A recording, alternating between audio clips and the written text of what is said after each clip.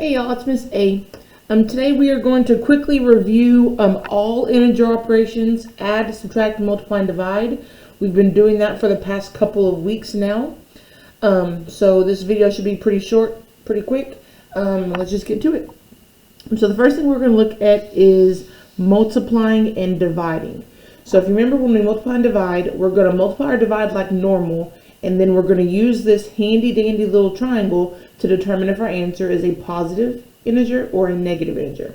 And remember, I highly encourage you to use a multiplication chart when you're multiplying and dividing.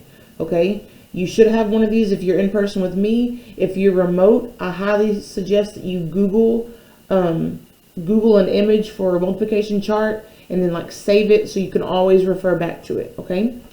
So here we go. So our first example is number 1, -3 times -6. Remember, when there's parentheses and they're touching another number, it does mean multiply. So this is -3 times -6. So first of all, a negative and a negative, cover those up, and I'm going to get a positive. And then use your multiplication chart if you need to. 3 times 6, I could either go to 3 or 6, doesn't matter. 6 times 3, 1, 2, 3, gets me 18. So positive 18 is the correct answer. On the second one, remember that this little dash means divide. It's kind of like a fraction bar. So we have -25 divided by 5. So first of all, this is a negative. This is a positive. So my answer is going to be negative. And then 25 divided by 5, hopefully y'all can tell me what that answer is, or skip count by 5s. But if you need to, go to the 5 column. Anytime you're dividing, go to whatever number you're dividing by. So in this case, we're dividing by 5, and go down until you find that other number, which was 25 in this case. So 25, and the answer is 5, because 5 times 5 is 25. So -5 is my answer. So multiplying and dividing is that simple, okay? It's just multiply or divide as it says, and then use your triangle to determine your sign. All right, the next thing we're going to look at is what we've done most recently, which is add and subtract. And when we're adding and subtracting, we've got these rules that we have to follow. I can't write the problems down. When we're adding and subtracting, we are looking for the signs that are the same or signs that are different. When the signs are the same, we're actually going to add the numbers together. And when the signs are different, we're actually going to subtract. And then we're always going to keep the sign of the bigger number in the end. Make sure you always keep the sign of the bigger number in the end. That's very important. Okay, so our examples here, I realize I didn't write them down. Number 1 is going to be -7 plus 2. -7 plus 2.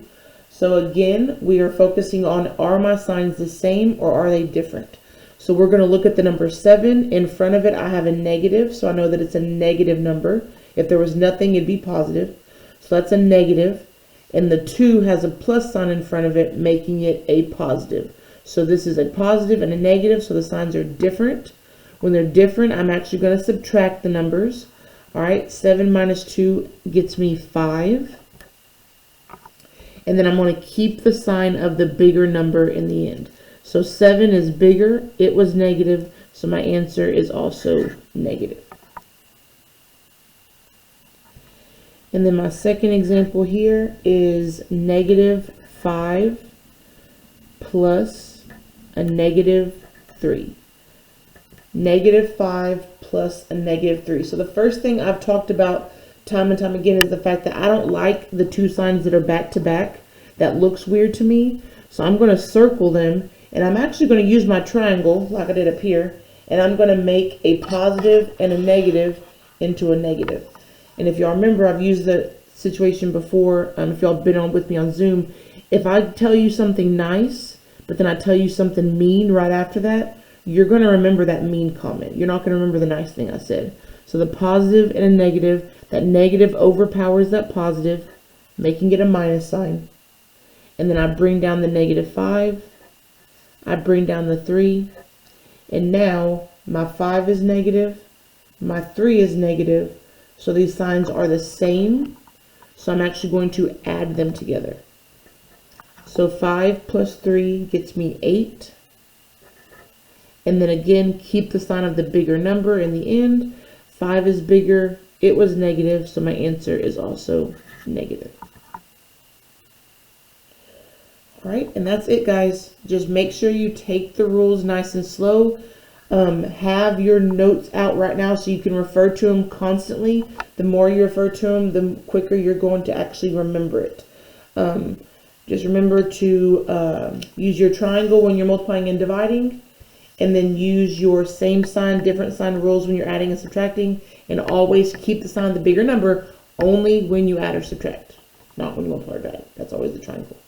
All right. If y'all have any questions, please let me know. Y'all have a quizzes to work on today. Y'all have a great day, and I will talk to y'all later. Bye, guys.